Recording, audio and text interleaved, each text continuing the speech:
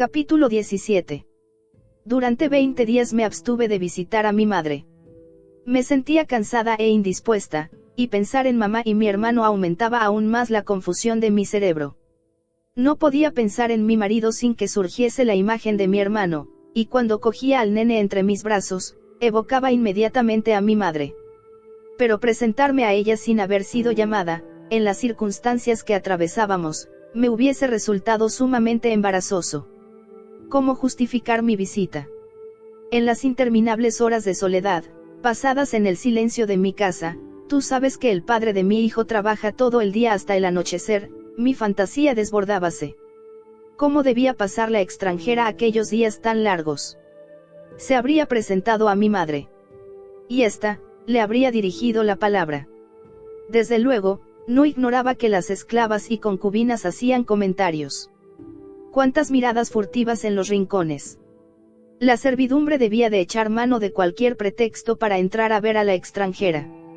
En la cocina no se hablará más que de ella, de sus maneras, de su aspecto, de su conducta, de su modo de hablar, y de todos los discursos, hasta de eso estaba segura, acabarían con lamentaciones por haber dado hospitalidad en la casa a una extranjera, intercalando expresiones penadas por la hija de los Lee. Por último, mi hermano dio señales de vida. Una mañana, estaba yo ocupada en bordar un par de sandalias para mi hijo, pues ya sabes que dentro de 7 días es la fiesta de la luminosa primavera. La puerta se abrió de pronto y apareció mi hermano sin hacerse anunciar. Llevaba la vestimenta china, y desde que volvió a la patria, nunca le vi tan parecido a los días de su adolescencia. La expresión grave de su rostro era la única diferencia. Se sentó sin saludarme, y empezó a hablar como si prosiguiese una conversación interrumpida horas antes. ¿Te haces cargo, Kuei-lan? Mamá está muy débil, creo que la enfermedad la mina poco a poco. Tan solo sobrevive su voluntad, fuerte como siempre. Por orden suya, mi esposa tiene que vivir en el patio, como una mujer china, y como mi herencia depende de que observemos esta orden, procuramos obedecer lo mejor posible. Pero es muy duro. Ven a visitarnos con el pequeño. Levantóse y empezó a recorrer la estancia a grandes zancadas. Al verle tan agitado prometí ir a verles.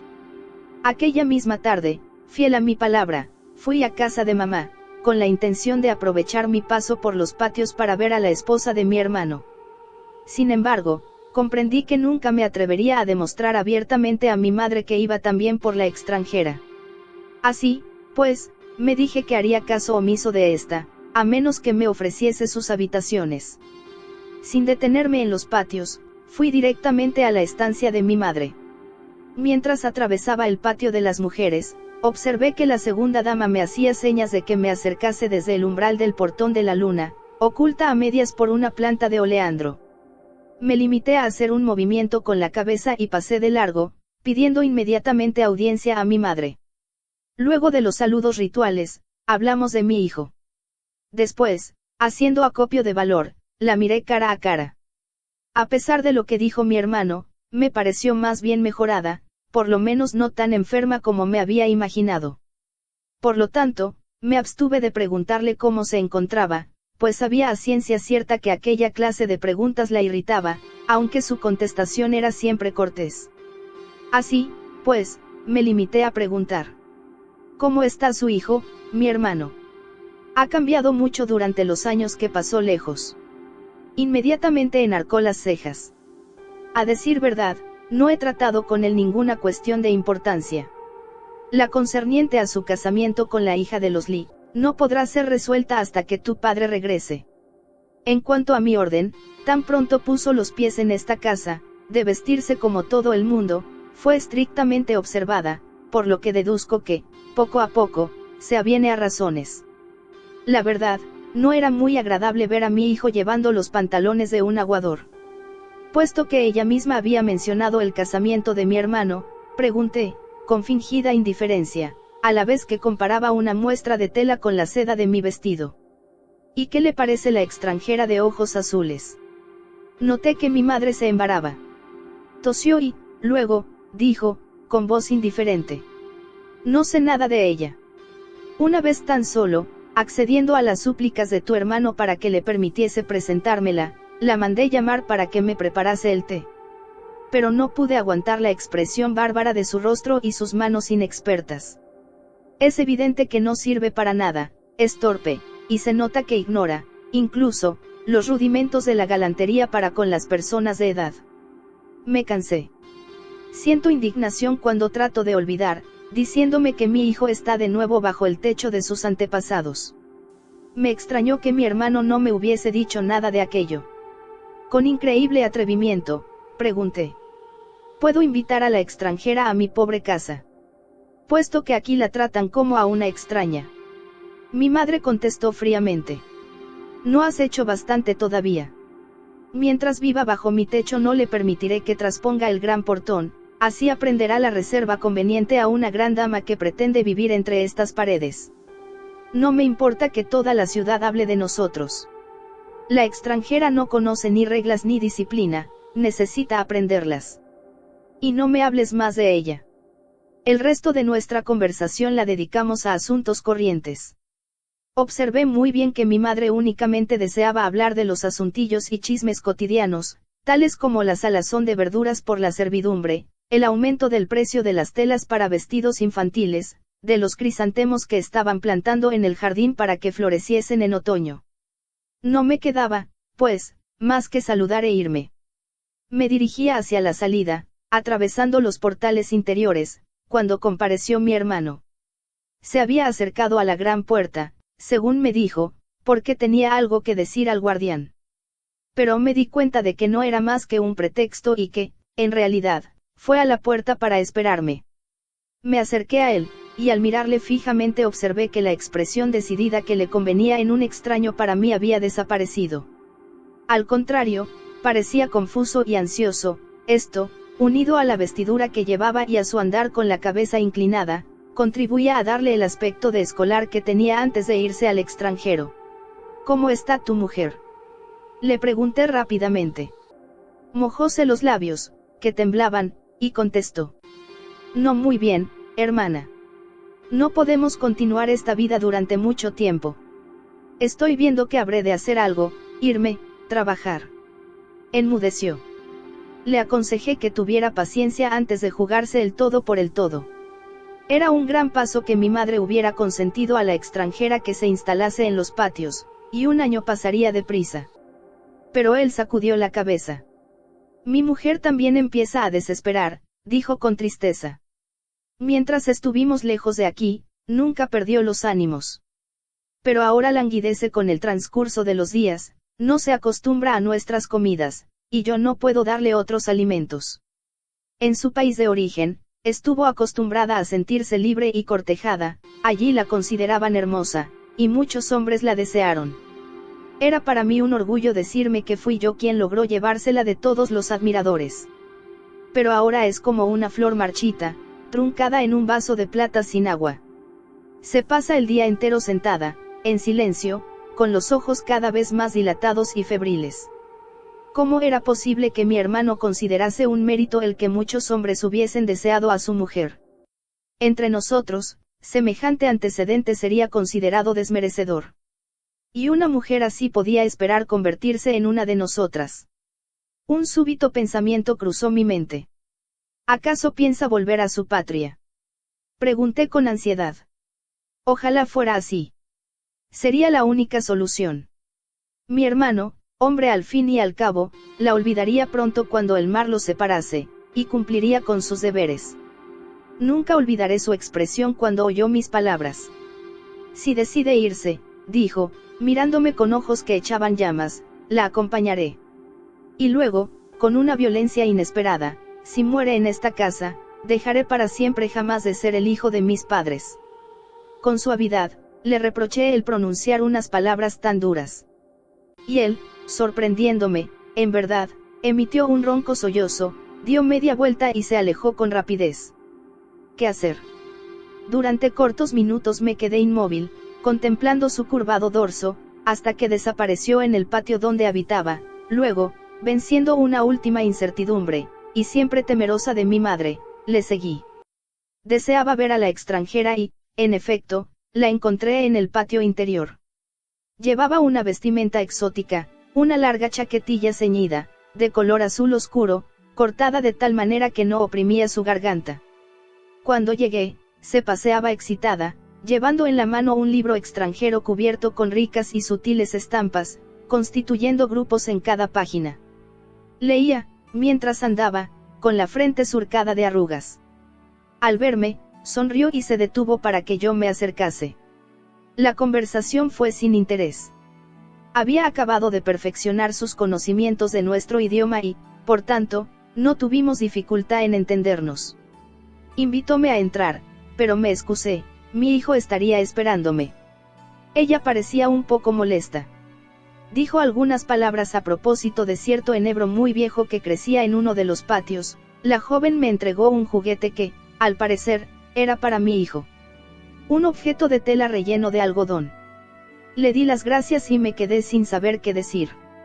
Hubo una pausa, luego empecé a despedirme, sintiéndome entristecida al pensar que no podía hacer nada para ayudar a mi hermano ni a mi madre. Cuando quise irme, me cogió una mano y la retuvo entre las suyas.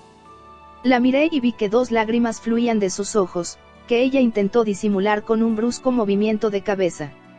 Me sentí apiadada y, no sabiendo qué decir, le aseguré que volvería pronto a visitarla. Intentó sonreír, pero sus labios temblaban. Así pasó una luna más, y mi padre regresó. Aunque parezca extraño, interesóse inmediatamente por la esposa de mi hermano, que le fue simpática. Por Guandama, supe que apenas franqueó la puerta principal inquirió si mi hermano había conducido a su mujer a la casa. Como le contestaron afirmativamente, cambió de vestido y anunció su visita a mi hermano tan pronto concluyese de comer. En efecto, compareció muy sonriente y amable, siendo recibido por mi hermano con los signos de respeto que le eran debidos. Inmediatamente comunicó su deseo de ver a la extranjera, y al comparecer ésta, se echó a reír a carcajadas, observóla atentamente y se puso a hacer comentarios en voz alta. No está mal para ser una extranjera, dijo de buen humor. Bien, bien, esto es nuevo en la familia. Habla nuestro idioma. Mi hermano, molesto por tanta desenvoltura, contestó secamente que se ocupaba en enseñárselo. Al oír esto, mi padre rió a más no poder. ¿Para qué, hijo, para qué? Las palabras de amor suenan con mayor dulzura cuando se las pronuncia en un idioma extranjero, ja, ja, ja. Mientras se dejaba dominar por aquel exceso de hilaridad, toda la grasa de su cuerpo temblaba. La extranjera no comprendía las palabras de mi padre, hablaba muy deprisa, con su vozarrón, pero la jovialidad que demostraba tuvo el efecto de reanimarla y, naturalmente, mi hermano se guardó muy bien de advertirle que el jefe de la familia le estaba faltando al respeto. Me he enterado de que mi padre la visita con frecuencia, y que bromea mucho sin preocuparse para nada de las conveniencias, le enseña nuevos modismos y maneras de decir las cosas. En cierta ocasión le envió dulces, y en otra, un limonero enano, de esos que se llaman de Buda, en un magnífico jarro verde. Mi hermano procura estar presente durante estas entrevistas. En cuanto a la extranjera, es una criatura que no se da cuenta de nada. Ayer, después de saludar a mi madre, fui a las habitaciones de la mujer de mi hermano para hacerle una breve visita. No me atrevía a incurrir en la reprobación de mamá visitándola más reposadamente, eso hubiera podido ser causa de que me prohibiera el acceso, sin más ni más, al patio de la extranjera. ¿Eres dichosa?, le pregunté. Sonrió de aquella manera que iluminaba todo su grave rostro. Casi, contestó. Por lo menos las cosas no han empeorado. No he vuelto a ver a la madre de mi marido desde la vez en que hube de prepararle el té. Pero mi suegro viene a verme casi todos los días. Es necesario ser paciente, dije. Llegará el día en que mi augusta madre acabará cediendo. La expresión de su rostro se endureció. Como si yo hubiera cometido un pecado. Dijo con voz ronca y vibrante. ¿Acaso es pecado amar y casarse?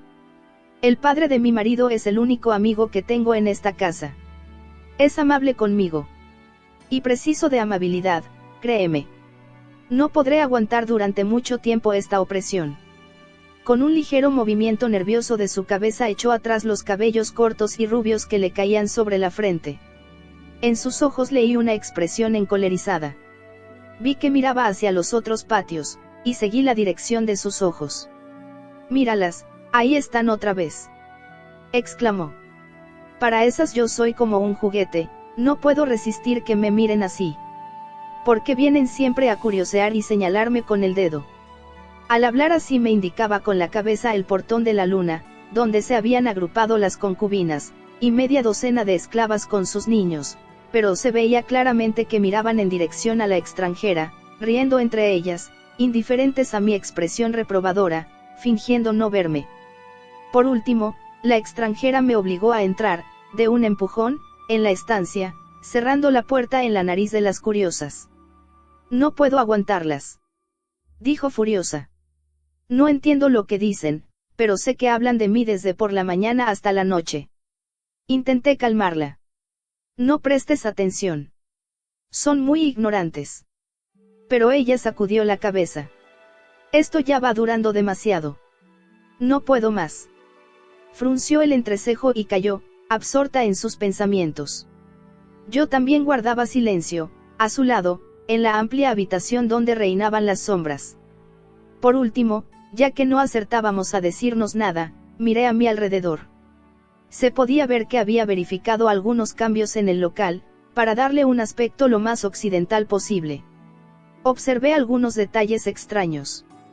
Por ejemplo, en las paredes había colgado, sin orden ni concierto, algunos cuadros, y entre ellos varias fotografías con marcos.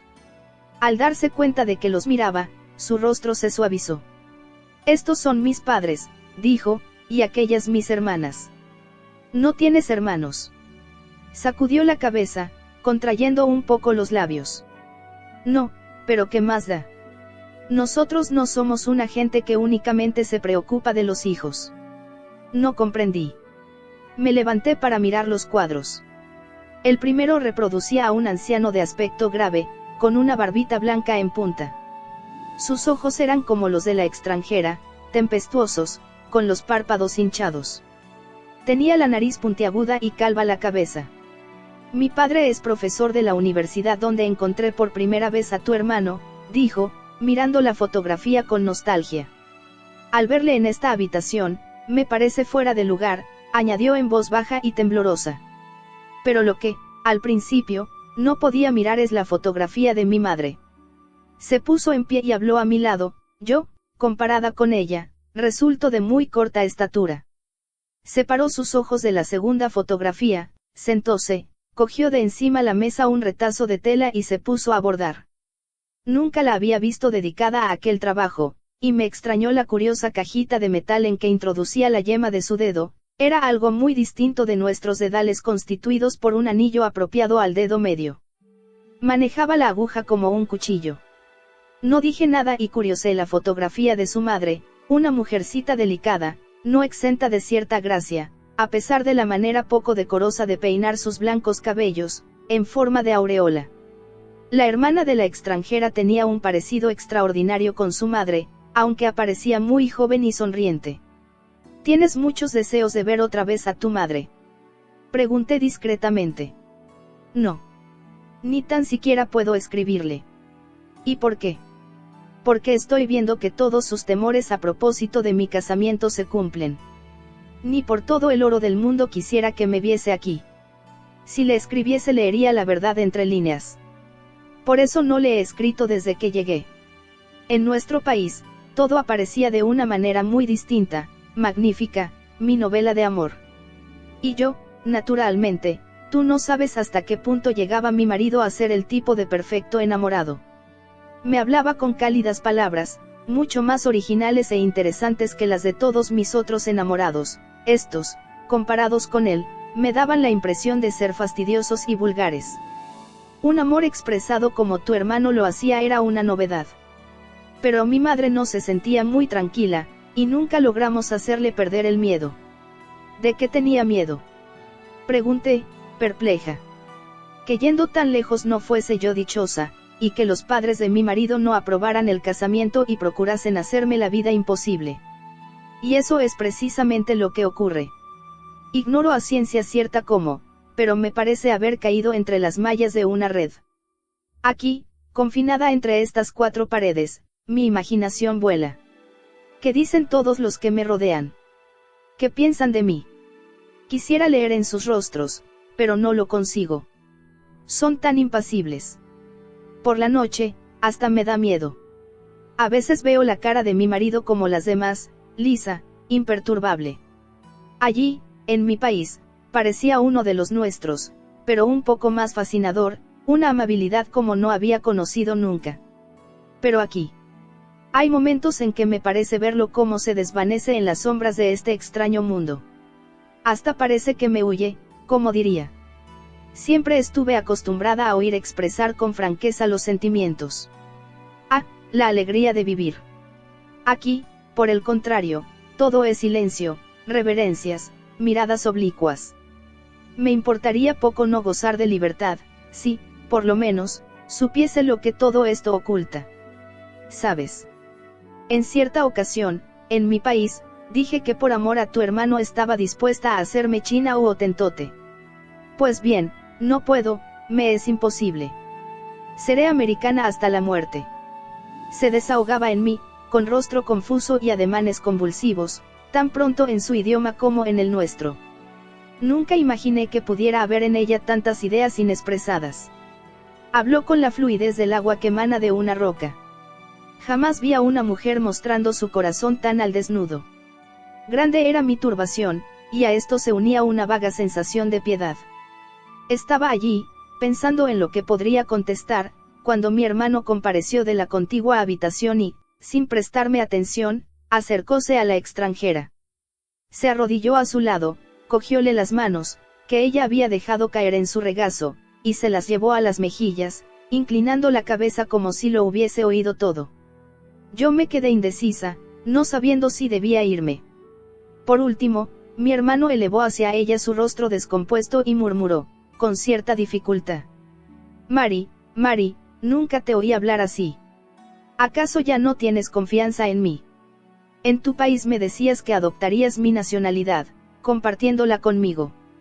Si no puedes, si te es imposible, pues bien, a fin de año nos jugaremos el todo por el todo y me haré americano como tú. Y si eso no fuese posible, nos iremos a otro país, adoptaremos otra raza, ¿qué más da, con tal de estar juntos, y que nunca puedas dudar de mí, ni de mi amor? Comprendí estas palabras porque mi hermano habló en chino. Luego, empezó a murmurar frases en otro idioma y ya no pude entender lo que decía. Pero vi que la extranjera sonreía, y comprendí que por amor a mi hermano estaba dispuesta a cualquier cosa. Inclinó su cabeza sobre el hombro de él y los dos callaron, palpitantes. Me sentí avergonzada y retíreme, encontrando cierto alivio en el hecho de reñir a las esclavas que curioseaban ante la cancela. No podía, naturalmente, echar una filípica a las concubinas de mi padre, pero tuve cuidado en recalcar ciertas expresiones que dije a las esclavas, dirigidas también a las otras. Ninguna de las concubinas comprendía que aquella era una curiosidad indigna y descarada. La más gorda, que masticaba un caramelo, dijo, chasqueando la lengua: a una persona tan ridícula y de aspecto tan extraño, no le debe asombrar que la miren y se rían a su espalda. Esa mujer es humana y tiene los mismos sentimientos que nosotras, contesté con toda la fría severidad de que fui capaz. Pero la concubina se limitó a encogerse de hombros, y continuó masticando, secándose los dedos en las mangas con mucho cuidado. Me fui encolerizada, y al llegar cerca de casa me di cuenta de que mi cólera era más bien en favor de la esposa de mi hermano que en contra. Capítulo 18. Y ahora, hermana, ha ocurrido lo que no deseábamos, la extranjera está en estado.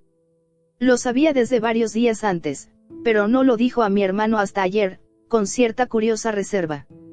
Este vino inmediatamente a comunicármelo. El caso no es para festejarlo. Mi madre acogió la noticia metiéndose en cama, y se encuentra tan mal que es incapaz de levantarse. Sus temores, horrorosos temores, se han cumplido, y su frágil cuerpo no soporta fácilmente las impresiones fuertes. Tú sabes lo mucho que ella deseó para la familia el fruto primero del amor de mi hermano. Y ahora, en vista de que su deseo no se cumple, mi hermano ya no tiene valor alguno para ella, y ha perdido todo interés por el futuro niño, que nunca podrá serle presentado como el esperado nietecito. Sabiendo que no se encontraba muy bien, fui a verla, y la encontré, rígida e inmóvil, en su lecho. Tenía los ojos cerrados y no los abrió más que para reconocerme, volviéndolos a cerrar enseguida. Me senté suavemente a su lado y esperé en silencio. De improviso, como ocurrió la otra vez, su rostro cambió hasta el punto de adquirir el color de la muerte, y su respiración hízose fatigosa. Impresionada, di unas palmadas para llamar a las esclavas, y súbitamente compareció Wandama con la pipa de opio encendida y humeante. Mi madre la cogió, empezó a chupar con desesperación y, al poco rato, pareció un poco aliviada. Lo que vi me trastornó. Era evidente que aquel malestar era una cosa diaria, puesto que la pipa de opio estaba dispuesta junto a la encendida lámpara. Cuando pretendí hablar, mi madre dijo: «No es nada, no me molestes». No quiso decir nada más. Me quedé aún cortos instantes a su cabecera, luego, haciendo una reverencia, me retiré. Al atravesar el patio de la servidumbre pedí explicaciones a Wandama. Esta movió la cabeza. La primera dama sufre de estos ataques diarios, y, a veces, son más que los dedos de mi mano. Durante estos últimos años también sufrió de ataques parecidos, pero eran más raros y, en realidad, ocasionales. Únicamente en estos últimos tiempos, a causa de los disgustos que le da la familia, son más frecuentes. Procuro estar siempre cerca de ella, y le veo un rostro cada vez más lívido. Por la mañana, cuando le llevo el té, la encuentro descompuesta. Hasta hace unos días la sostuvo un resto de esperanza. Pero ahora esta ha desaparecido a su vez, y se inclina como un árbol cuyas raíces están muertas. Con la punta del delantal azul secóse los ojos y suspiró. Ah, sé muy bien, demasiado bien, en qué consistía esa esperanza que seguía animándola. Wandama no dijo nada, pero yo volví a casa y lloré. Conté todo a mi marido, suplicándole que me acompañase a ver a mi madre. Pero él me aconsejó que esperase. Forzarla o irritarla sería peor. Cuando el momento te parezca oportuno, aconséjale que se haga auscultar por un médico. Tu responsabilidad ante una anciana te impone esta obligación. No ignoro que mi marido tiene siempre razón. Pero no logro librarme del presentimiento de una inminente desgracia. En cuanto a mi padre, parece contento de que la extranjera vaya a ser madre. Cuando enteróse, exclamó: «Ah, ah. Ahora tendré un pequeñín extranjero con quien jugar. Vaya, vaya. Un juguete nuevo. Le llamaremos Pulgarcito y nos divertirá a todos». Estas palabras las acogió mi hermano con un gruñido. Era evidente que en su corazón empezaba a sentir odio por su padre. En cuanto a la extranjera, parecía haber enviado a pasear su negro humor. Cuando la fui a ver para felicitarla, estaba tarareando una canción extraña y áspera. Le pregunté qué era y me contestó que una canción de cuna. Me pareció que ninguna criatura podría dormir oyéndola. Parecía como si hubiese olvidado su desahogo conmigo. Se diría que el amor entre ella y mi hermano fortalecióse, y ahora no hace más que pensar en el pequeño, que no tardará en nacer. En mi fuero interno siento impaciencia por ver al niño extranjero. Estoy segura de que no puede ser tan guapo como el mío. Si fuese un niño con los cabellos rubios como su madre, ah, pobre hermano. La infelicidad de mi hermano es tanto mayor cuanto más vivo es su deseo de legalizar el estado de su esposa, ahora, sobre todo, que espera a un hijo. Cada día, hablando con mi padre, hace alusión al particular. Pero este cambia de conversación, sonriendo, y charla de futezas. Mi hermano dice que durante la próxima fiesta someterá el caso al juicio de toda la familia, reunida en el gran atrio, ante las tablillas sagradas de nuestros antepasados, para que su hijo venga al mundo legalmente, como primogénito. Claro está que si se tratase de una niña la cosa no tendría importancia, pero nunca se sabe lo que el porvenir reserva. Estamos en la 11ª luna del año, la nieve cubre la tierra, los bambúes del jardín, álgido mar de blancas ondas, que apenas se mueven en la brisa, gimiendo bajo el peso blanco. El embarazo de la esposa de mi hermano progresa, en la casa de mi madre la atmósfera es densa, mientras esperan, el que, no podría decirlo con precisión. Esta mañana, al levantarme, vi los árboles desnudos y negros bajo el cielo gris. Mi despertar fue brusco, como ocurre cuando se tiene un sueño ansioso. Y, sin embargo, no había soñado nada. ¿Qué significa nuestra vida? Está en las manos de los dioses, y nosotros no conocemos nada, salvo el miedo. He intentado analizar el motivo de mi sobresalto. Es a causa de mi hijo. Pero es un leoncillo, habla como un rey y el mundo entero le obedece. Únicamente su padre se atreve a desobedecerle, riendo. Y yo soy su esclava y él lo sabe. Lo sabe todo, el bribonzuelo. No se trata de mi niño. Entonces. De cualquier modo que me formule la pregunta, no logro dominar mi inquietud, es el presentimiento de una desgracia que está a punto de caer sobre nosotros. Espero que los dioses se decidan a revelarnos sus deseos, convencida de lo malévolo de estos. ¿Y si se tratase, al fin y al cabo, de mi hijo? ¿Por qué no consigo deshacerme de este vago temor, a causa de la actitud de su padre con respecto al amuleto de la abuela? ¿Y el padre? Se ríe. ¿Acaso el niño no está sano y fuerte? No se contenta con el pecho, ahora quiere arroz y los palillos 3 veces al día. Le estoy cebando, pero está hecho un hombre. Ah, no, ningún otro niño puede competir en vigor con mi hijo. Mi madre se debilita cada día más. Papá, para escapar a las instancias de mi hermano en favor de su esposa, se fue a Tientsin para ciertos asuntos. Desde hace varias lunas no se le ve por casa. Y, sin embargo, se aproxima la amenaza, y sería conveniente que regresase. Mi padre no se preocupa de nada más que de sus placeres, pero esto no debería ser motivo para olvidar que, ante los cielos, representa a la familia. Escribirle. No me atrevo, simple mujer atemorizada, a molestarle con mis presentimientos que, a lo mejor, no son otra cosa que temores supersticiosos. Pero, si son supersticiosos, ¿por qué no concluye la opresiva tensión de esta espera? He comprado incienso y lo quemé ante Kuan Yin a escondidas, por miedo de las burlas de mi marido. Está bien que no se crea en los dioses cuando nada turba nuestro espíritu, pero cuando el dolor cae en una casa, ¿a quién recurrir? Supliqué a la diosa antes de que mi hijo naciese, y la diosa me oyó. Estamos a punto de entrar en la 12ª luna. Mi madre yace, inmóvil, en su cama. Empiezo a creer que nunca más se levantará. Le sugerí que llamase a los médicos y ha cedido por fin, sin duda para que no siga importunándola. Chan, el célebre médico astrólogo, vino. Luego de recibir, en pago, 40 onzas de plata, prometió curarla. Todos conocemos su sabiduría, y esta promesa nos tranquiliza. Pero yo me pregunto cuándo empezará la tan esperada mejoría. La enferma no hace más que fumar opio desde por la mañana hasta la noche, para aliviar los dolores que la afligen, y, sumida en su somnolencia, apenas habla. Su color se ha vuelto amarillo terroso, la piel está pegada a los huesos, seca y sutil como el papel. Le he sugerido que se deje cuidar por mi marido, a la manera occidental, pero no quiere saber nada de eso. Murmura que, aunque en un tiempo fue joven y ahora es vieja, no por eso se dejará someter a tratamientos bárbaros. Cuando hablé de mamá a mi marido, este movió la cabeza. Y por este movimiento comprendí que él también está seguro de que no tardará en entrar en la terraza de la noche. Oh, madre mía, madre mía. Mi hermano no habla, se consume. Se pasa los días enteros en sus habitaciones, mirando al vacío y frunciendo el ceño, y cuando vuelve en sí, es tan solo para prodigar tenures a su mujer. Los dos se han creado una existencia personal, alejados en un mundo donde no existen más que ellos dos y el hijo que ha de nacer.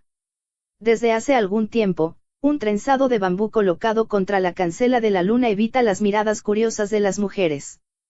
Cuando le hablo de mamá, mi hermano se hace el sordo y se limita a decir, como un niño caprichoso: no la perdonaré nunca, no puedo perdonarla. Nunca, en toda su vida, tuvo mi hermano que soportar una negativa. Y ahora no puede perdonar a su madre. Durante muchas semanas se mostró reacio a visitarla. Pero ayer, por fin, acabó cediendo a mis angustiosas súplicas, y consintió en verla. Entró conmigo en la habitación, pero no hizo ningún saludo. Obstinadamente silencioso, miró a mi madre, y ella, en un momento dado, abrió los ojos y le miró con fijeza, sin decir una palabra. Pero cuando nos retiramos pude observar que la vista de aquel rostro descompuesto le había conmovido el alma. Probablemente creyó que mi madre se mantenía recluida en sus habitaciones tan solo por enfado con él, pero al verla, se dio cuenta de que estaba verdaderamente enferma, y que no curaría nunca. Así es que, ahora, Wandama me lo ha contado, se acerca cada día a la cabecera de su madre y le ofrece una taza de té con las dos manos, sin moverse. La primera vez, la enferma se incorporó para darle las gracias, pero desde que supo el estado de la extranjera, no ha vuelto a abrir la boca. Mi hermano ha escrito una carta a mi padre, y mañana el jefe de la familia vendrá. Hace varios días que mamá está sumergida en un pesado sueño muy distinto del sueño que conocemos. Chan, el médico, abrió los brazos y dijo: si el cielo ordena la muerte, ¿quién soy yo para oponerme al destino supremo? Embolsó el dinero que se le debía, ocultó las manos en sus amplias mangas y se fue. Entonces corrí en busca de mi marido y le supliqué que acudiese. La enferma no ve nada de lo que ocurre a su alrededor, y no hará objeción alguna. Al principio, mi marido no quería saber nada, pero insistí, y por primera vez pudo ver a mi madre enferma. La visita le conmovió como en ninguna otra ocasión pude observar.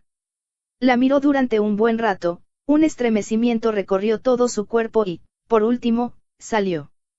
Durante un momento temí que se encontrase mal, pero a mis angustiadas preguntas limitóse a contestar: demasiado tarde. No puedo hacer nada. Luego, de pronto, se volvió hacia mí, exclamando: se parece tanto a ti, que creí estar viéndote muerta. Y lloramos los dos. Voy al templo 2 veces al día, donde no había puesto los pies desde que nació mi hijo. No sentía la necesidad de pedir nada a los dioses, puesto que tenía todo lo que podía desear. Pero se ve que los dioses, enfadados por mi defección, me castigan golpeando a mi madre. El dios a quien ruego con mayor devoción es el de la larga vida, ante el cual puse ofrendas consistentes en carne y vino. He prometido entregar al templo 100 hilos de plata. Pero el dios no me oye. Sentado, inmóvil tras su cortina, no me ha hecho saber, tan siquiera, si acepta mis ofrendas. Tras el velo, los dioses se confabulan contra nosotros. Hermana, oh, hermana. Los dioses han hablado, por fin, revelándose con toda su perversidad. Mira, mira, hermana, mis vestidos de burda tela. Mira los vestidos blancos de luto, que lleva mi hijo. Por ella vestimos de luto, por mi madre muerta. Yo velaba a su cabecera. La medianoche había sonado, ella yacía inmóvil, sin cambiar de postura desde hacía 10 días, una estatua de bronce. No comía ni hablaba, su espíritu había oído ya las voces imperiosas. No vivía en ella más que su fuerte corazón, pero también se debilitaba poco a poco.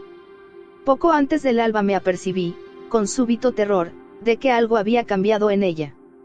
Batí palmas llamando a la esclava de servicio, y la envié en busca de mi hermano, que velaba en su cuarto, dispuesto a acudir tan pronto le llamasen. Apareció instantes después, miró a la enferma y murmuró casi con miedo: se acabó. Manda a alguien a las habitaciones de papá. Hice un signo a Wandama que, en pie, junto al lecho, se secaba los ojos. Una vez salió la sirvienta, nos cogimos de las manos llorando y gimiendo. De pronto, nuestra madre pareció despertar, volvió la cabeza y nos miró fijamente. Luego levantó los brazos, como si elevase un gran peso, y emitió 2 profundos suspiros. Sus brazos cayeron inertes, y su espíritu voló, silencioso e impenetrable, como durante su vida. Llegó mi padre, todavía adormilado y con los vestidos en desorden. Cuando le comunicamos la desgracia, se quedó como aturdido, mirando a la muerta.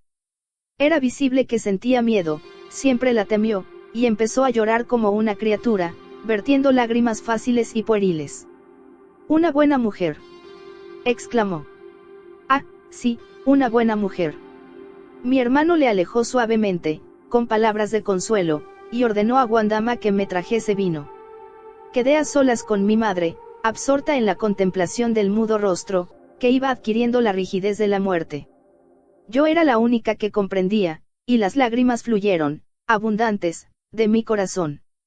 Por último, corrí las cortinas para evitar las miradas de los extraños, y la abandoné a la soledad en que siempre vivió. Rociamos el cadáver de esencia, lo envolvimos en una larga gasa de seda amarilla, y, por último, lo depositamos en uno de los dos grandes ataúdes cavados en inmensos troncos de árboles de alcanfor, dispuestos para ella y mi padre desde que murió la abuela. En los ojos de la muerta pusimos las piedras sagradas de jade. El gran ataúd fue sellado. El astrólogo vino y le consultamos acerca del día más favorable para los funerales. El astrólogo escudriñó los libros de las estrellas, descubriendo que el día exacto es el sexto de la sexta luna de Año Nuevo. Luego llamamos a los sacerdotes, que acudieron ataviados con sus vestidos amarillos y escarlata. Al son de la música fúnebre la condujimos al templo, en espera del día para el entierro. Actualmente yace en el templo, bajo los ojos de los dioses, en el silencio y el polvo de los siglos. Ni un ruido interrumpe su sueño eterno. Únicamente resuenan los cantos fúnebres de los sacerdotes al amanecer, cuando llega el crepúsculo y durante la noche. De vez en cuando, el son de los gongos del templo.